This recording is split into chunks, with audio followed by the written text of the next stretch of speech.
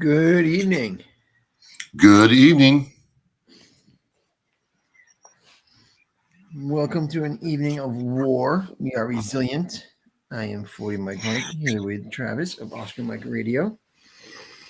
And been some concerns lately with folks in the federal government and the VA with what's been going on. So wanted to dispel some rumors. Let folks know that benefits aren't going anywhere right now, and just kind of take it easy and keep a watchful eye out. Yeah, man. I'm hearing all kinds of stuff. The VA is getting ready to shut down. This line shutting down. That line shutting down. I'm like, yeah, I think it's just overblown. Yeah, I mean the biggest thing that is basically anybody that was probationary employees. Those guys really got the raw end of the deal. So there's 1,000 people that were probationary that weren't under tenure, that weren't under contract for however many years they signed. I don't know because I've never worked at the VA, but those folks that were under probationary contracts were let go. So unfortunately for those folks, they are in that position where they're going to have to, either reapply for another position or that once the hiring freeze is over. But, it was tough for some. There was some folks that, had been working for the VA for 15 years, switched over to different departments. So they were on a probationary and that was a bad experience. But, what I've read and everything, it's not going to affect any, comp and pen stuff right now. I didn't hear of any nurses or, doctors being let go in this. So, just folks gotta hold on for a second, and see how it pans out before we're ready to, paint the town red. That's for certain, man. That's for certain. I think, um, correction's coming. We all know there's been waste in the government. We you and I have felt it with some of the things our leaders purchase for us to use for equipment. Kind of makes you scratch your head sometimes. Base housing is a perfect. Spend it. If you don't spend it, you'll lose it for the next year. And they come up with the stuff that you get at the end of the year for purchasing. It's like okay. Base housing. That's an interesting one. There's all this money spent on base housing. Why is there mold in base housing? It's kind of things that make you go, and I think someone's like, I want to find out. Absolutely. I know when I was at Fort Dix, there was literally black mold in the showers. Yeah. It was like, come on now, how are you gonna have black mold where guys are inhaling at a this was at a warrior transition unit where guys are supposed to be there to heal, and then we got them having black mold in the showers. It's like y'all got to do something better than this. Yeah, because I guarantee you the senior leadership's not living where there's black mold.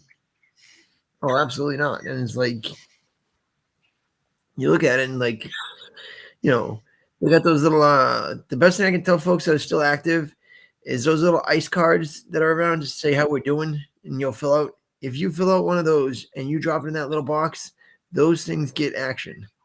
Because whoever collects those boxes around the base, they take those cards seriously. And when there's a complaint put in, folks, get their head spun on that. So, if you're bringing up your chain of command and nothing's happening, go ahead and fill out one of those little ice cards and let them know what's happening on base. And, I'm telling you, action will get taken. Do you think it's too far? I've wondered about this. I've wanted to tell some people, like, if you want action and your base commander's not giving it to you, find out who your local rep is, your state rep, your state senator, your then you're at the federal level, your House and Senate reps, and start emailing them, calling them. And you might be serving in Oklahoma and come from Florida, but you're still paying taxes to Florida, right? There's an interest in making sure that you're taken care of, or should be. Yep. You've got people that are on the the oversight committees for veterans, and you've got people that are that this is what they do daily, and each Senate and congressman has a veterans and military liaison on their staff. So those are the real champions that are out there fighting for us.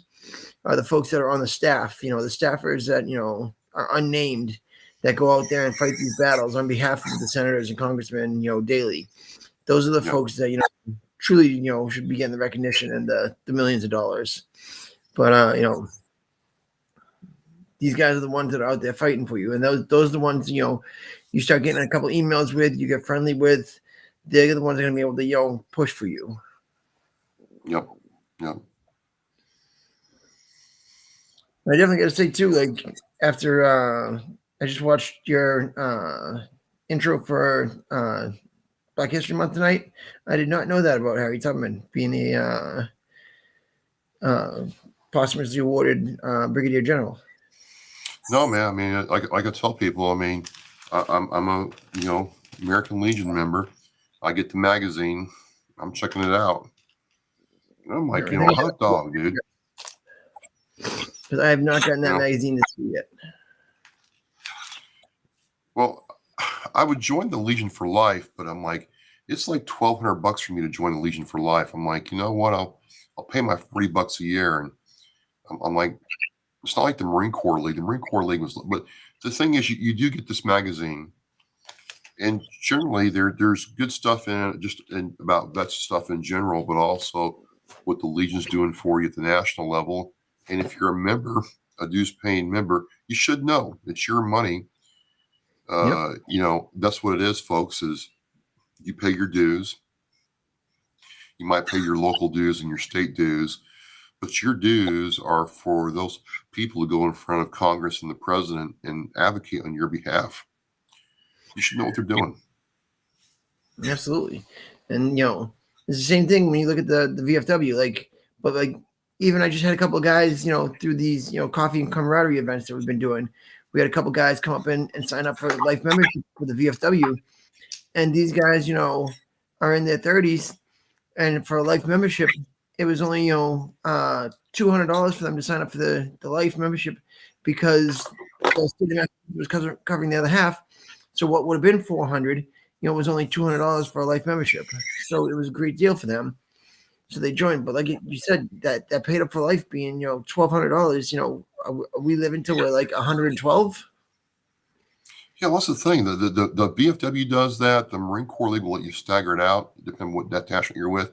American Legion, it's like, hey, it's up front, baby. Yep.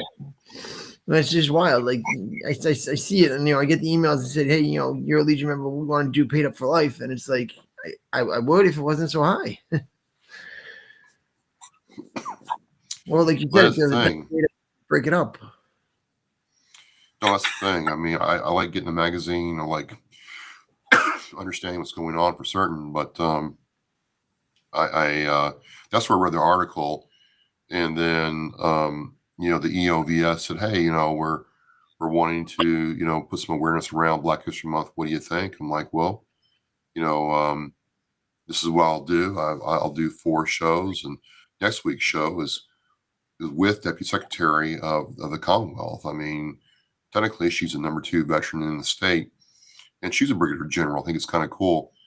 But the thing with Harriet Tubman is, I can't ever imagine being a slave like she was and so many other people were back then, right? But she escaped slavery and then went back and helped out the Union Army, served with other Black Union Army units during the Civil War.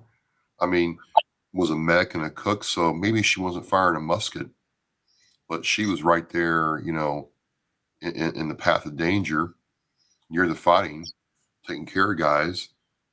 And I'm like, that's like real, man. I mean, you got so many quote hero celebrities out there who haven't done anything compared to what she's done. I wouldn't have known that. I had no idea she had gotten posthumous award. That, I mean, I knew the name. I knew who Harriet Tubman was because of history and school and stuff like that. But I didn't know she was a brigadier general now. And I think it's fitting. I think it's fitting what they did for her. I think it's a really cool honor, and I think it's well deserved. Absolutely. And it's things like that that you do pop up in these magazines, and that they share with you, the legislative bills that are going on that the Legion's advocating for you for. I mean, even the fights between the GI Bill, where like if you have paid into the GI Bill, and you're also available to get the post 9/11 GI Bill, now you're able to get two of them. Now you're able to get an extra 12 months of GI Bill. Uh, Basically, there's a million veterans out there that were both available to get the Montgomery GI Bill and the post 9/11 GI Bill. And if like you paid into it the $1,200, now you're gonna get an extra 12 months that they're gonna award back to you. If you haven't heard anything by 2030, I think is the deadline to apply for it. But it says that they're going to automatically reach out to everybody that's available for that program and let you know that your 12 months is activated again, and you'll have 7 years to complete that again. So it's not like you got to go back to school immediately. You'll have 7 years to use that 12 months again. That's cool, man. So it's like it's good to see that they're fighting and making sure that these programs that people paid into once the post 9/11 GI Bill came out and made a guarantee for folks didn't just go away. Yeah. Well, it's very important, man. Very important. Absolutely. And then the other big thing is like you said, stay local, stay in touch and know with those congressmen and the senators. Like it's so important to know who those local people of action are, because like you said, it's just like when you're in the military, you got your first line leader, you've got your, you got the company top NCO, you got the commander, you got these people that are in your chain, you want to know how to use them. And if you got a complaint right now of what's going on at the VA, you got a complaint right now of what's going on in the federal government, that's where you need to start. Is start local, start with these guys. And, if you want to fight for something, you want to advocate, this is where you do it. This is where you say, I want to make sure these rights stay. I want to make sure nothing gets messed with. So make sure if you've got a concern out there that you're worried about a program going away, make sure when you're taking part of it, and two, that you're out there advocating for it. Yeah, I mean, I'll tell anybody, look, if veterans services and care starts getting messed with, yes, my tone will change. Absolutely. If you are participating in a program that is improving your quality of life, alleviating pain, or saving your life, then we need to keep that program going. By the same token, if we're wasting money on stuff that's not needed so we can help more veterans, well, then we should remove that. If we're spending money on stupid stuff, and that's all I want to see is if it's a stupid line item that we are allocating money to, okay, yeah, let's remove it. But I also am like, well, they're going to shut down the VA. They're not shutting down the VA. They're not going to do that. I'm not, now, Mike, I'm not a fan of transferring all VA care and farming it out to civilians. I don't want that to happen. Oh, absolutely not. And, No.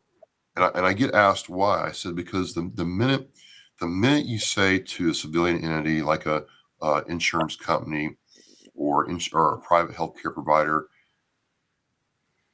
it's not about the best care for the veteran. It's about profit.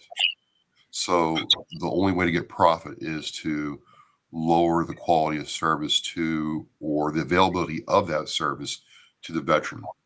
So I will absolutely be against anything like that. But again, if we're blowing money on stupid things or people that are redundant, well then, my Marine Corps job, when they decided that they didn't want Hawk anymore, ladies and gentlemen, our government during the Bill Clinton years had no problem with a stroke of a pen saying, "Hey, you're done." And Mike, here's the thing: our government knew they were canceling Hawk before they sent us to Hawk school. So I'm not too empathetic. I know losing your job sucks, and I get it, and I'm sorry about that. But this is the game, people. This is how this game is played. Whether you're a civilian or work for the government, the minute you're superfluous to requirements, they're going to cut you. And it did suck. I'm not going to lie. It was not fun, but that's just the way it was done. Yep. I know. I've seen it too. Like, I was out at California during one of the government shutdowns, and like the folks that were on orders for the whole course were able to stay, and the folks that had split orders that were there for 2 weeks of the course and then had orders for the second week of the course, for the second half of the course, those folks had to come back at another point and complete the course because there was no funding for the second half of the orders. So it was like, whoever wrote their orders in only did, a 2 week time, those guys were the ones that, caused them a problem. You got me? Yeah. But it was just, it was a failure of leadership on that that made those guys, have to, leave this course and come back at another time when they could have just stayed and completed it had whoever wrote their orders initially done it for 30 days. Yep. And you see that too sometimes because they don't want to give you that extra day because if they write you orders for 30 days, then they got to pay you, allowance for substance, allowance for, X, Y, and Z. But if they do it 2 week at a time, it's different. It's like all those little cheat codes that they do to set up things. And it's like, and then you got generals that go over to the combat zone for a day and they get the tax exclusion for a month. Because that's one we always used to see is, when you're overseas, you would get these visits from these, higher ups. And it was like, you always wondered why the 3 stars are coming and why they're stopping in the combat zone to say hello. And then you find out that they were getting a tax free for the entire month that they stayed one day. And you're like, oh, that's why they come and see us. Well, it's just crazy, man, just crazy. And so, I think what I would tell people to do is what you just said, Mike. If you are partaking, if you're serving the military, something seems off, make a complaint. Yep. If you're a veteran and not so much a state, but a federal service program benefit obligation that you were partaking of, had approval for, is gone, don't just sit there and suffer in silence. Start making phone calls. And a letter is better because every letter that your elected officials receive has to be recorded. Absolutely. Somebody Emails. reads those. Yep. So, a phone call can be, described and, hung up and deleted. But once it's in writing, there's a written record of that. That can be, Freedom of Information Act. That can be looked up. That can be, come back to them. So if you like Travis just said, if you want something done, take action, do it in writing. Sure. Well, let's cut this one short so that way you can get ready for Oscar Mike Radio. Who you got at 8? I got Donald Jeffries, Navy veteran, author of It Could Have Been Me, and he writes about his time in the Navy during the Vietnam War and how he almost became a communist. And the book he wrote, and it's in the Oscar Mike Radio show post, is part like American history around, the aspect of communism, how it came to America, how it affected things, and his own story of serving during the Vietnam War, really becoming conflicted about what America was all about, and then how he found his way. Different kind of show for certain. And certainly enjoyed having him on there. Very intelligent man, and I hope people enjoy it. Absolutely. Well, thanks for joining us this week. We'll see you guys next week. And until then, like I said, you got an issue, take it up with those local congressmen, local senators, put it in writing. And if you ever got anything for us to fight for you here, let us know. Hellfish Haven, Oscar Mike Radio, we've got your back. We are resilient. We are WAR. We are WAR. Complain early and often. Absolutely.